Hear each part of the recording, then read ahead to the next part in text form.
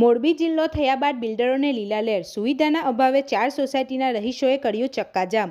ઉદ્યોગનગરી મોરબીમાં સુવિધાનો અભાવ, તંત્રની નિષ્ક્રિયતાના પાપે બિલ્ડરોને લીલા લહેર।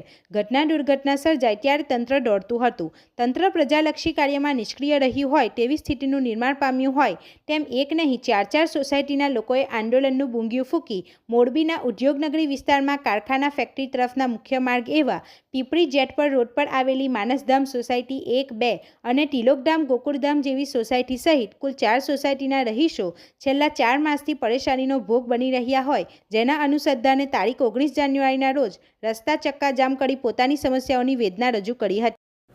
પીપળી 3 રસ્તા પાસે માનસધામ 1, માનસધામ 2, ત્રિલોકધામ અને અન્ય એક કુલ 4 સોસાયટીના રહીશોને બિલ્ડરે પ્રાથમિક સુવિધાઓ ન આપી હોવાનો તેઓનો આક્ષેપ છે તથા બિલ્ડરે જે તેઓને વાયદા કરેલા છે તે પ્રમાણેનું કામ પૂરું કરેલ નથી, તેઓ રોડ, રસ્તા, ગટર જેવી પ્રાથમિક સુવિધાઓ નથી આપેલી તેવી તેઓનો આક્ષેપ હોય તે બાબતેનો તેઓને રોષ હોય તેઓએ ચક્કાજામ કરેલ હતા, જે બાબતે તેઓને ફરિયાદ લેવાની બાહેધરી આપતા તે રસ્તો તેઓએ ખોલેલ છે। અગાઉ આપણે એક ફરિયાદ લીધેલી હતી। હવે તેઓની રજૂઆત એમ છે કે જેટલી પણ સોસાયટી છે તે સોસાયટી દીઠ એક ફરિયાદ બિલ્ડર વિરુદ્ધ નોંધવામાં આવે અને તેની ધરપકડ કરવામાં આવે।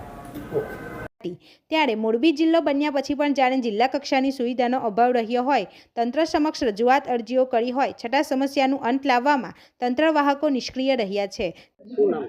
મારું નામ પરસોત્તમભાઈ પુનાભાઈ મકવાણા। આજે કઈ ચક્કાજામ કર્યું છે સાહેબ, અમે 4 મહિનાથી હેરાન થાય, કોઈ પણ સુવિધા મળતી નથી, અમને કોઈ જવાબ દેતા નથી પોલીસવાળા, કોઈ અને પોલીસવાળા બિલ્ડર તરફ બોલે છે, અમારું કોઈ સાંભળતા નથી। આજ દી લગી અમે ઘણી બધી રિક્વેસ્ટ મૂકી છે।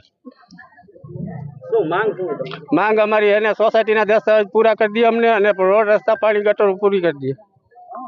કઈ સોસાયટીના લોકો? આમાં તિલોકધામ, ગોકુળધામ, માનસધામ 2 અને માનસધામ 1, 4 સોસાયટીઓ। જેના પરિણામે ઘટના દુર્ઘટના વખતે એને દોડતું ના થવું પડે તેની તકેદારી ચૂક તંત્ર દ્વારા થઈ હોય તેમ સોસાયટી બની ગયા પછી પણ તેના દસ્તાવેજો કે પ્રાથમિક સુવિધાનો અભાવ રહ્યો છે। ત્યારે જિલ્લા કક્ષાના અધિકારીઓ જિલ્લા કક્ષાની સુવિધા આપવામાં નિષ્ક્રિય રહ્યા હોય તેવું સ્થાનિક 4 સોસાયટીના રહીશો અનુભવી રહ્યા છે। રિપોર્ટર આરિફ દિવાન સાથે કેમેરામેન ઇકબાલ સાયચા, ગુજરાત અદ્ભુત ન્યૂઝ ગુજરાતી। જગદીશભાઈ ગેલાભાઈ બોસિયા। આજે કઈ ચક્કાજામ કર્યું છે? અમે ચક્કાજામ કર્યું, અમે 4 મહિનાથી ધક્કા કરી છે પોલીસવાળાની અહીંયા તાલુકા પોલીસ સ્ટેશન, કોઈ અહીંયા જવાબ દેતા નથી। અમારે પહેલા તો બિલ્ડરને બોલાવી દઈએ અહીંયા કણે અને અમારી એફઆઈઆર ફાડે તો ઓનલાઈન ચડાવતા નથી કે કાલે લેવા જાય તો કઈ નથી ચડી ને આમને તેમને એવા જવાબ દઈએ, એટલે અમારે ચક્કાજામ કરવાનું થયું। અને જ્યાં લગીને અમારી માંગ પૂરી નહીં થાય ત્યાં લગીને આ કોઈ હટશે નહીં।